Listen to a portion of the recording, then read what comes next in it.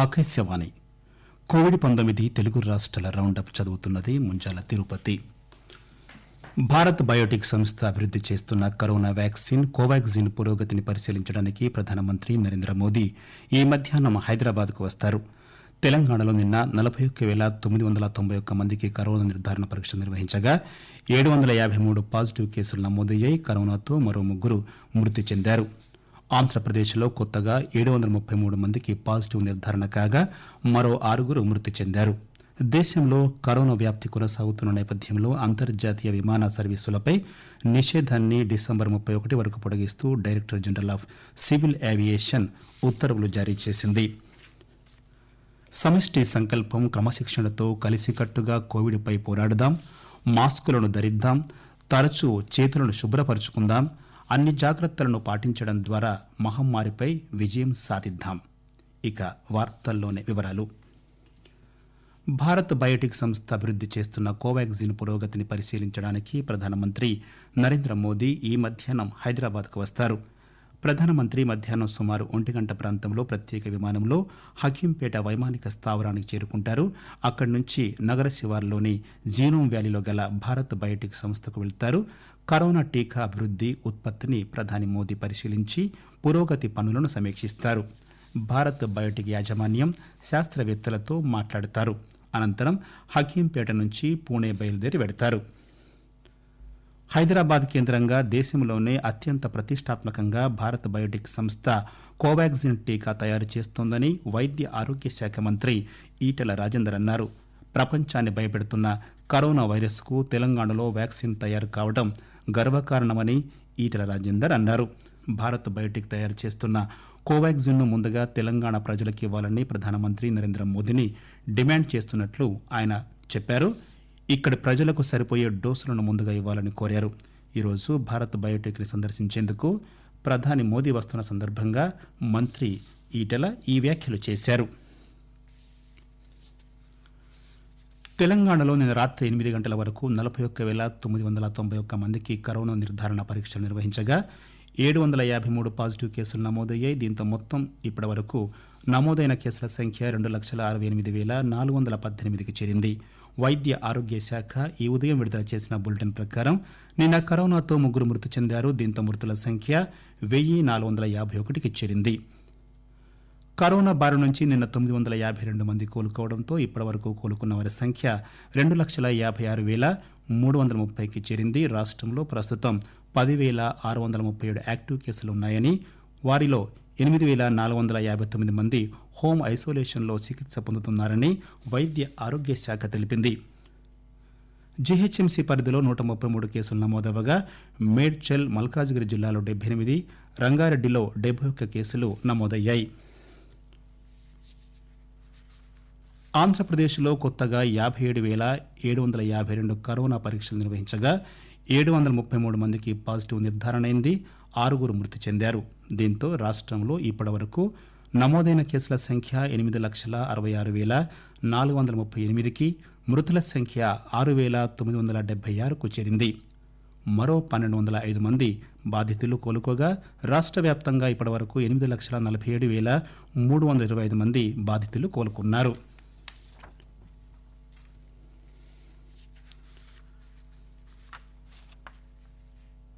Akashvani COVID-19 Telugu రాష్ట్రాల round up వింటున్నారు.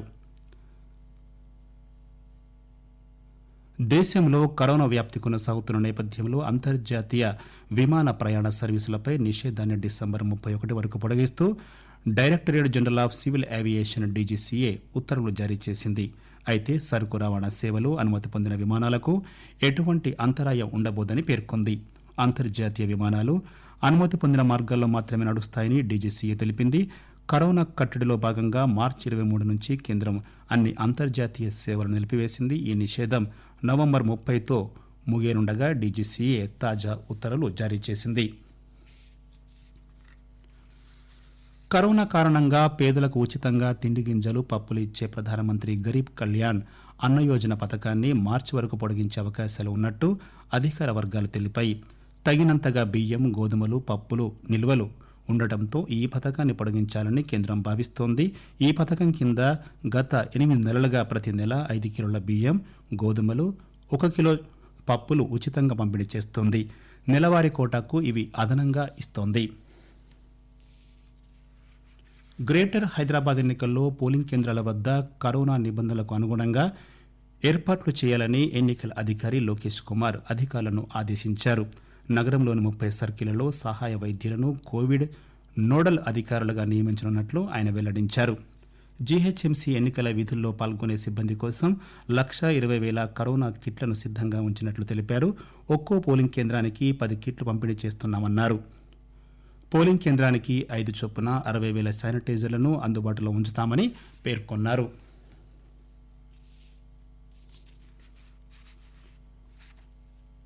Covid నిర్ధారణ పరీక్షలను centre for cellular and molecular biology CCMB సులభతరం చేసింది.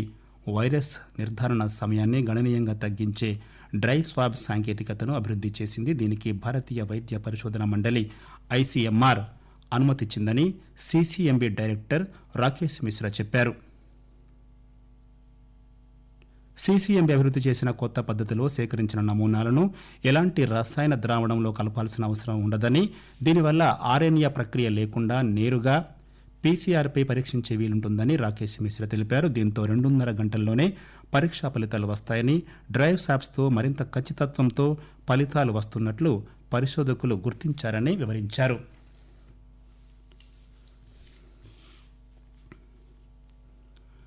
కరోనా కట్టడికి కేవలం మార్గదర్శకాలు జారీ చేస్తే సరిపోదని, వాటిని కఠినంగా అమలయ్యేలా చూడాలని సుప్రీంకోర్టు కేంద్ర ప్రభుత్వాన్ని ఆదేశించింది. దేశంలో కరోనా మళ్లీ విజృంభిస్తున్న నేపథ్యంలో అన్ని రాష్ట్రాలు కట్టుదిట్టమైన చర్యలు తీసుకోవాలని, రాజకీయాలకు అతీతంగా మహమ్మారిపై పోరాటం చేయాలని జస్టిస్ అశోక్ భూషణ్ నేతృత్వంలోని ధర్మాసనం అభిప్రాయపడింది. క్షేత్రస్థాయిలో మాస్కులు ధరించడంలో చాలామంది నిర్లక్ష్యంగా ఉంటున్నారని, పరిస్థితి దారుణం నుంచి తీవ్రంగా మారిందని పేర్కొంది. డిసెంబర్లో మరింత దిగజారే ప్రమాదం ఉందని, అన్ని రాష్ట్రాల్లో నిబంధనలు పాటించేలా చూసుకోవాల్సిన బాధ్యత కేంద్రానిది అని ధర్మాసనం స్పష్టం చేసింది. కేరళలోని ప్రముఖ పుణ్యక్షేత్రం శబరిమలలో 39 మంది ఆలయ సిబ్బంది యాత్రికులకు కరోనా సోకింది. వార్షిక పూజల కోసం ఈ నెల 16 నుంచి శబరిమలకు పరిమిత సంఖ్యలో భక్తులను అనుమతిస్తున్నారు. ఈ నేపథ్యంలో 27 మంది ఆలయ సిబ్బంది సహా 39 మందికి పాజిటివ్ అని తేలిందని ట్రావెన్కోర్ దేవస్థాన బోర్డు తెలిపింది. కరోనా మహమ్మారి విజృంభిస్తున్న నేపథ్యంలో యాత్రికులు వచ్చే ప్రాంతాలైన తిరువనంతపురం, తిరువళ్ళ, చెంగనూరు, కొట్టాయం రైల్వే స్టేషన్లు, బస్టాండ్లలో యాంటీజెన్ పరీక్షల కోసం అన్ని ఏర్పాట్లు పూర్తి చేసినట్లు కేరళ ఆరోగ్య శాఖ వెల్లడించింది. కరోనా నిబంధనల ప్రకారం 10 నుంచి 60 ఏళ్ల వయసున్న వారినే ఆలయంలోనికి అనుమతిస్తున్నామని తెలిపారు.